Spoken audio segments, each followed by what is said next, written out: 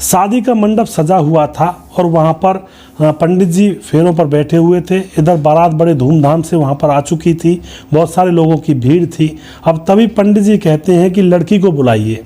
अब लड़की को बुलाने के लिए लड़की के माँ बाप अंदर जाते हैं। पहले तो किसी से बुलवाया जाता, लेकिन वह वहाँ पर थी नहीं और लड़की वहाँ से भाग चुकी थी।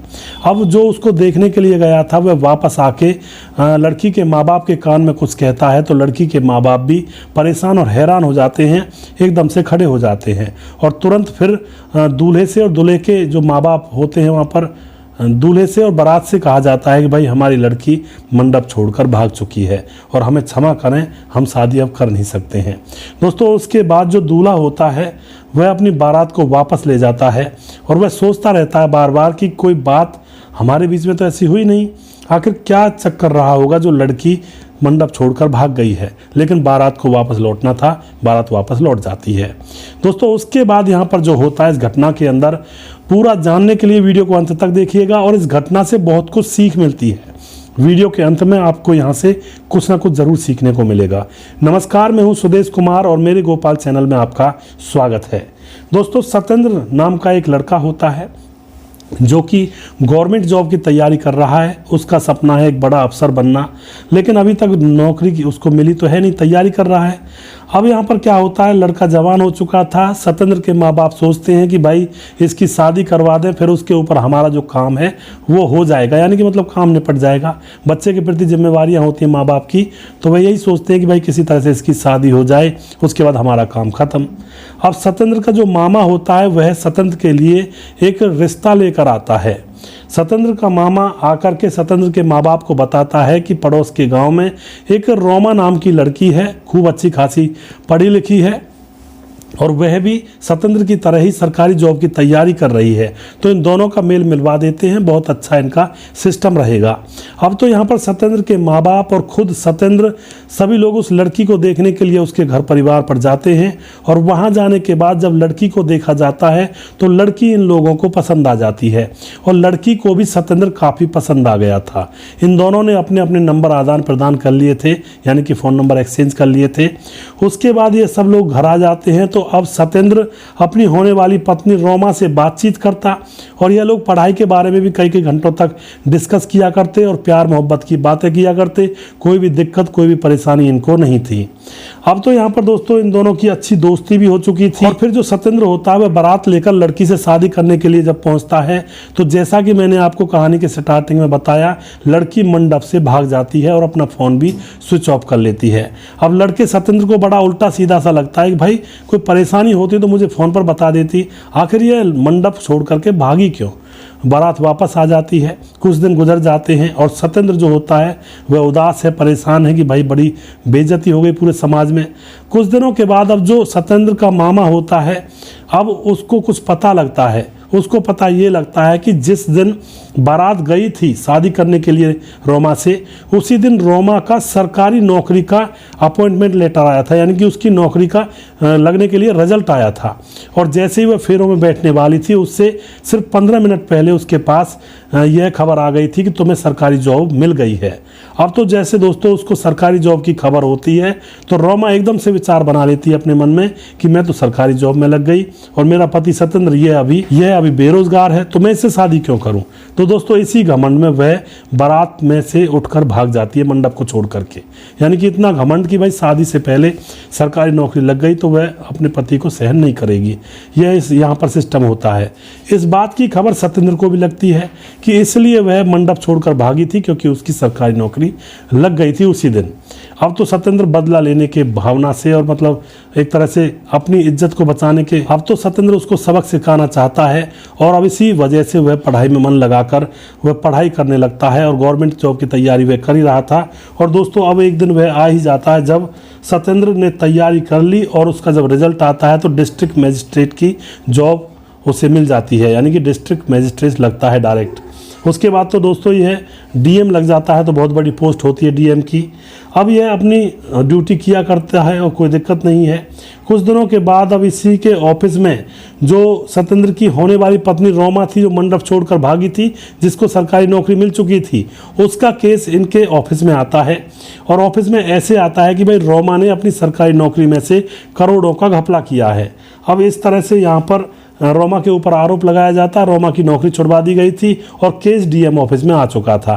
अब तो रोमा जैसे ही देखती है कि भाई सत्येंद्र तो डीएम बन चुका है, अब रोमा का तो अंतर मन से पानी बन जाता है और उसको खूब शर्म लगती है कि मैंने बहुत गलत किया। लेकिन अब वह करे भी तो करे क्या। अब वह सत्येंद्र के पास ऑफिस में जाती है और सत्येंद्र से वह शादी जब होने वाली थी उससे पहले सत्तू सत्तू कहकर बात किया करती थी। तो अभी भी वह सत्येंद्र के ऑफिस में जाकर के कहती है कि सत्तू मेरी कोई गलती नहीं है, इसमें मुझे फंसाया जा रहा है। लेकिन सत्येंद्र कहता है कि तुझे सत्तू कहने की कोई ज़रूरत नहीं है, सर कहो। अब दोस्तों यहाँ पर रोमा उससे सर कहने लगती है। अब यहाँ पर रोमा का केस सत्येंद्र के पास चल रहा था, लेकिन सत्येंद्र कोई जांच वगैरह इंक्वायरी नहीं करवाता है और इस केस को लंबा खींच देता है। रोमा बार बार आती, बार बार पैरवी करती, रोमा बहुत ज़्यादा परेशान हो जाती है। और अब एक दिन की बात है, रोमा सत्येंद्र के ऑफिस में आकर के रोने लगती है, कहने लगती है कि मैं निर्दोषी फंसाई जा रही हूँ, मेरी नौकरी को भी छूटे हुए काफ़ी दिन हो गए हैं, आप इसकी जांच करवाइए, मैं निर्दोष हूँ। अब जब वह सत्येंद्र के सामने रोने लगती है तो सत्येंद्र इस बात की खबर अपने माँ बाप को बताता है। तो माँ बाप कहते हैं बेटा जब वो रो रही है तो कोई बात नहीं, उसका तो जो केस है उसकी पैरवी अच्छे से करवा दे, उसकी जो खोजबीन है। उसके बाद दोस्तों जांच जो करवाई उसके बाद सत्येंद्र उसके केस की अच्छी तरह से बारीकी से जांच करवाता है, तो पता चलता है कि वह निर्दोष है।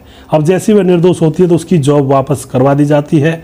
अब रोमा रोती है फूट फूट करके, मैंने किस आदमी के साथ पंगा लिया था, किसको मैंने बेरोजगार समझा था, आज इसी की वजह से मेरी नौकरी बच पाई और मेरे ऊपर से यह रिश्वत का दाग छूट पाया है। अब तो रोमा अपने माँ बाप को बता देती है कि सत्येंद्र तो डीएम बन चुका है।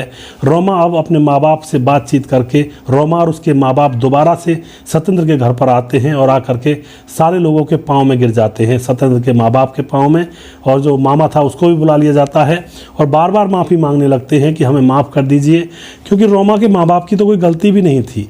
रोमा वहाँ पर रो रही थी और बार बार माफ़ी मांग रही थी और साथ में उसके माँ बाप भी रो रहे थे कि भाई बेटा हमारी बेटी को माफ़ कर दे, इससे गलती हो गई। अब दोस्तों इस बात को देखने के बाद जो सत्येंद्र के माँ बाप होते हैं उनका दिल पिघल जाता है और वह सत्येंद्र से कह देते हैं कि बेटा इसको माफ़ कर दे, बचपना था इसका जो भाग गई थी, अब इसको अकल आ गई है, कोई दिक्कत नहीं है। उसके बाद रोमा के जो माँ बाप होते हैं वह कहते हैं कि जैसे आप धूमधाम से पहले बारात लेकर आए थे उसी तरह से आप धूमधाम से दोबारा बारात लेकर आइए और हम अपनी बेटी की शादी धूमधाम से सत्येंद्र के साथ करेंगे। अब तो दोस्तों यहाँ पर यह बात तय हो जाती है कि ठीक है चलो, माफ़ी मिल जाती है रोमा को और फिर धूमधाम से बारात जाती है। कुछ बाराती ये कह रहे थे कि भाई दोबारा ना छूट जाए, लेकिन कुछ लोग मजाक कर रहे थे, वरना तो उनको पता था कि भाई डीएम है, डीएम से कौन शादी नहीं करना चाहेगा। तो बारात जाती है, बड़े धूमधाम से हंसते खेलते बाराती जाते हैं और धूमधाम से वहाँ पर शादी होती है और शादी के बाद रोमा दुल्हन बन करके सत्येंद्र के घर पर आती है और इनका घर अच्छे से बस जाता है। दोनों पति पत्नी सरकारी जॉब में हैं, कोई दिक्कत है ही नहीं, आराम से घर बसेगा। तो इस तरह के कई बार जीवन के अंदर गलत फहमियाँ हो जाती हैं या फिर कुछ गलतियाँ हो जाती हैं या फिर अहंकार में होने की वजह से कुछ गलतियाँ लोग कर बैठते हैं जानबूझकर। तो थोड़ा सा अपने ऊपर कंट्रोल ज़रूर रखें दोस्तों, जीवन एक बार मिला है, इसमें अगर हम सही फैसला भी ना ले पाए, ना ले सके, तो हमारे इंसान का जन्म लेने का फ़ायदा क्या है। अगर हम ऐसे ही आंख मूंद कर चलते रहें जानवरों की तरह, पशुओं की तरह, अपनी कोई सोचने की समझने की कोई ताकत ही नहीं हो, तो वह इंसान ही क्या है। आज के दौर में जो एक मशीन होती है, मोबाइल को लगा लीजिए आप, मोबाइल भी हर 2 महीने 4 महीने में अपडेट मांगता है, उसको भी अपडेट करना पड़ता है। तो हम तो इंसान हैं जो कि भगवान की बनाई गई सर्वश्रेष्ठ मशीन है, हम अपडेट क्यों नहीं हो सकते। अपने आप को अपडेट करिए, इन चीज़ों से सीख लीजिए, सबक लीजिए और अपने जीवन में कभी भी ऐसी छोटी बात मत करिए, क्योंकि जीवन में छोटी बातों को करेंगे तो हमारा जीवन भी छोटा ही हो जाता है, क्योंकि ऊपर वाला सब कुछ देख रहा होता है। तो दोस्तों यहाँ पर वीडियो के लास्ट में आप कमेंट ज़रूर करिएगा आपको इस घटना से क्या सबक मिलता है। कभी भी इंसान को उड़कर नहीं चलना चाहिए, जैसे कि रोमा चली थी कि यह तो बेरोजगार है, मैं सरकारी लग गई हूं, यह मेरे किस काम का है। दोस्तों इसी बात पर अगर लड़का यहाँ पर नौकरी लग जाता, उसी टाइम जब फेरों पर बैठा था, उसके पास खबर आ जाती, तो वह अपनी पत्नी को छोड़कर नहीं जाता। लेकिन दोस्तों कई बार औरतों की बुद्धि, कुछ औरतें ऐसी होती हैं जो इन चीज़ों में मतलब अपनी बुद्धि दिखा देती हैं और बस कबाड़ा कर देती हैं। तो थोड़ा सा सावधानी से रहें, जीवन में सीख लेते हुए जीवन को गुजारें। अगला वीडियो बहुत जल्दी फिर से लेकर आऊँगा, तब तक आप खुश रहें, सावधान रहें। जय हिंद, जय भारत।